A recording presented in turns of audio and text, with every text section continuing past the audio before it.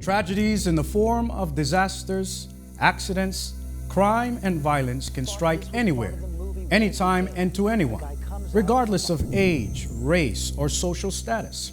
Now, when tragedy strikes, people ask questions such as, where was God? Could He not have saved the victims? Where is God when tragedy strikes?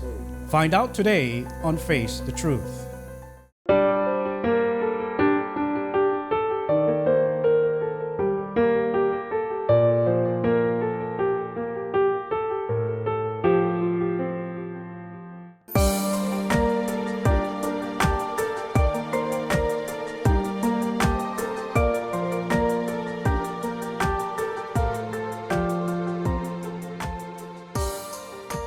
Hello and welcome to Face the Truth, a program brought to you by the Church of Christ.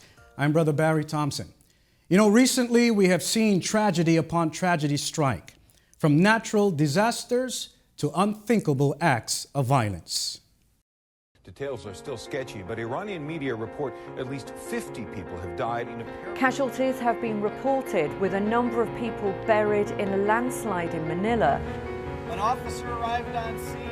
He engaged an active shooter. First shots came outside as Page approached the building and opened fire, killing... This makes you again, as always, wonder what could have been the motivation. Who was this guy? Why? There are many more questions than answers about what the possible motive could have been for suspect James Holmes. Police say dyed his hair a fiery color and told them, "I am the Joker."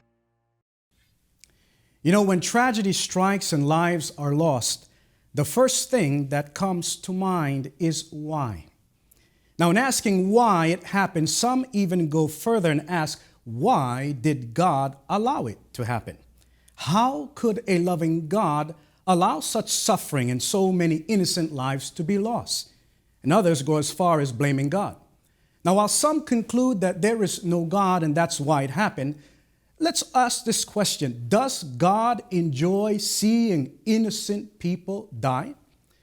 We want to read what's written in the book of Proverbs chapter 6. The verses are 16 through 19. This is stated: "There are 7 things that the Lord hates and cannot tolerate: a proud look, a lying tongue, hands that kill innocent people, a mind that thinks up wicked plans, feet that hurry off to do evil, a witness who tells one lie after another, and someone who stirs up trouble among friends." So take note that God not only hates to see innocent people killed, but He also hates the perpetrators themselves.